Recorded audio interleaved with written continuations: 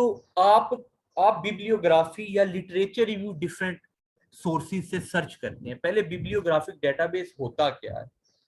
Basically कहता है in a bibliographic database each record is a bibliographic citation to a book और journal article. Bibliographic citation का मतलब ये है कि वो उसका सोर्स कौन सा था। जैसे हम कोई आयत पढ़ते हैं तो हम कहते हैं जी इसका सोर्स कुरान पाक की फलां सूरत है, तो ये इसका बिब्लियोग्राफिक डेटाबेस है कि ये कहाँ पे लिखी हुई है बात। या कोई हदीस पढ़ते हैं, जैसे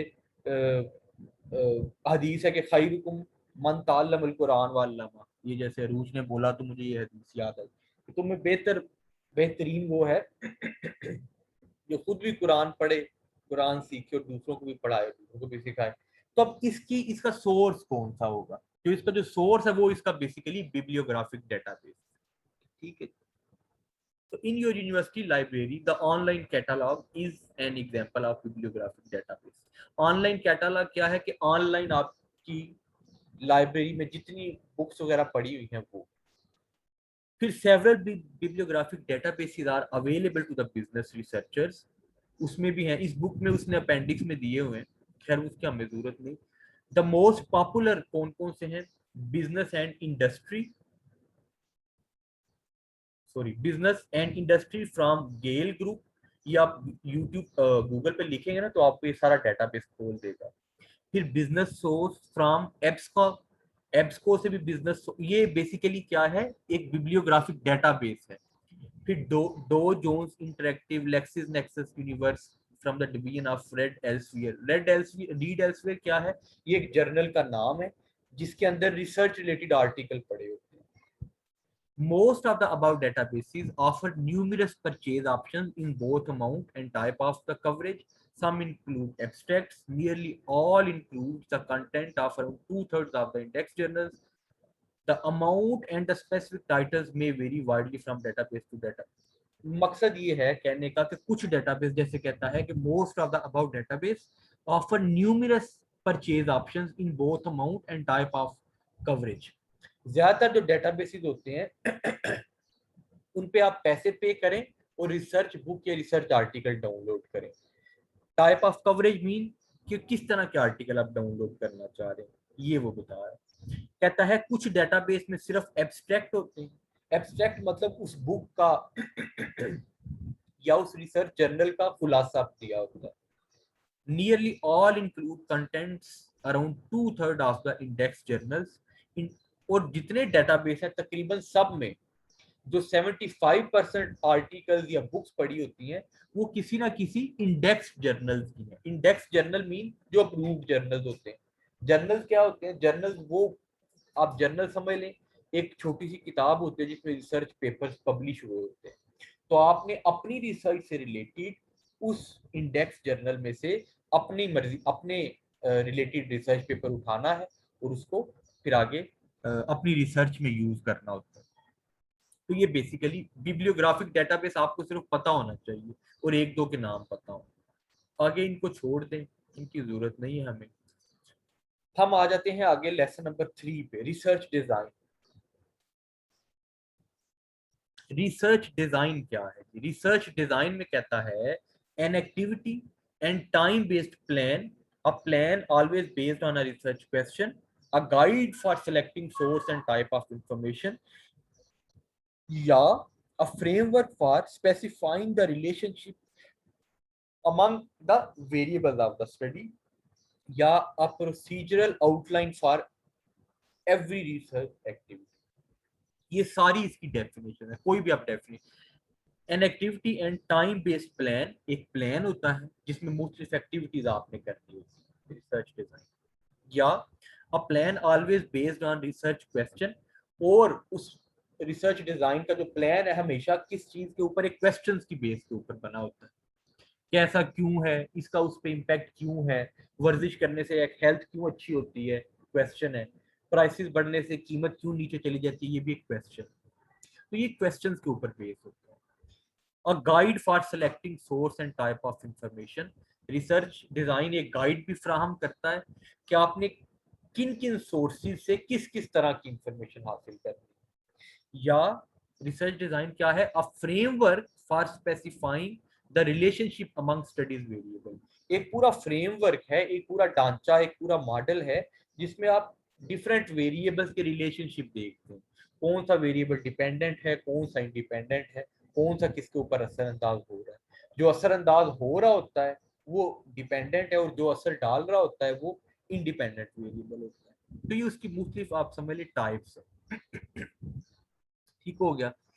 उसके बाद आ जाएं इसके ऊपर, ये सीपीएम वगैरह इसकी जरूरत नहीं है इन चीजों की, बिकॉज मैंने आपको एमकॉम तक ही उसमें रखना है। इसको मैं ये कर देता हूँ ताकि आपके लिए आसानी रह जाए।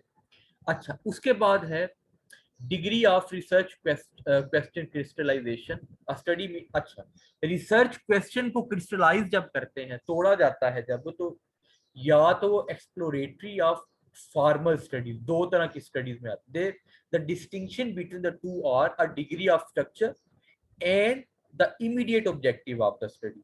स्ट्रक्चर और ऑब्जेक्टिव की बेस पे दो तरह की आपकी स्टडीज बन जाती हैं। एक्सप्लोरेटरी स्टडी क्या है? Tend towards loose structure with the objective of discovering future research task. The immediate purpose is duly to develop hypothesis और question for future research. Exploratory research कौन सी है? एक्सप्लोर करना, लूज स्ट्रक्चर होता है इसमें। लूज स्ट्रक्चर का मतलब है कि ये बड़ी ओपन रिसर्च होती है। इसमें जो है ना, आपने क्या करना होता है, ऑब्जेक्टिव को डिस्कवर करना होता है और फ्यूचर रिसर्च टास्क को डिस्कवर करना होता है कि फ्यूचर में क्या होगा। और इसका पर्पस क्या है? इमीडिएट पर्पस क्या है? कि डिवेलप द हाइपोथेसिस या research question for future research. आने वाली रिसर्च के लिए, आने वाले टाइम के लिए आप रिसर्च क्वेश्चन डिवेलप करते हैं या हाइपोथेसिस डिवेलप करते हैं। जैसे आप कोरोना की मिसाल लें तो कोरोना की थर्ड वेव है। अब एक्सप्लोरेटरी स्टडी में क्या होगा कि फोर्थ वेव में क्या क्या हो सकता है, हाइपोथेसिस बनाना, रिसर्च क्वेश्चंस बनाना फोर्थ उसकी वेव के लिए, ये एक्सप्लोरेटरी। जबकि जो फार्मर स्टडी है दूसरी, वो क्या है? Formal study begins where the exploration leaves off with a hypothesis और रिसर्च क्वेश्चन। जो फार्मर स्टडी है वो स्टार्ट ही कहां से होती है? हाइपोथेसिस या रिसर्च क्वेश्चन से।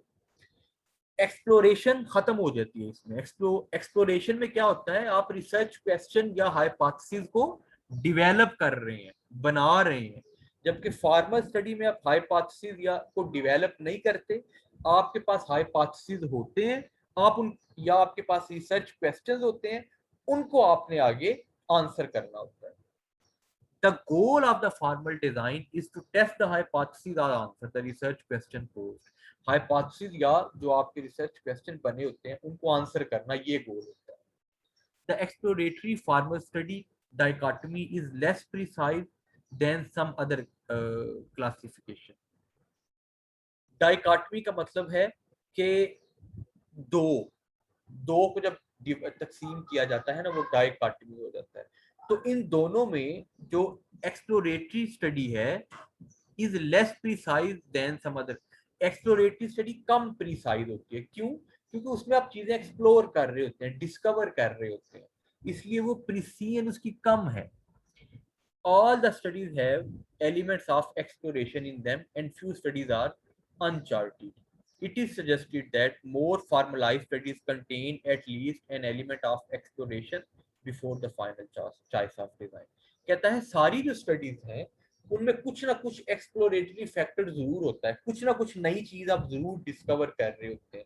चाहे फॉर्मल स्टडीज भी हो जहां पे आपके पास रिसर्च क्वेश्चंस या रिसर्च ऑब्जेक्टिव्स या रिसर्च हाइपोथेसिस होते हैं, इसके बावजूद आप कुछ ना कुछ एक्सप्लोर जरूर कर रहे होते हैं। ऐसा नहीं है कि वो बिल्कुल ही अनचार्टेड है, वो बिल्कुल ही उनको एक्सप्लोर नहीं किया जाता।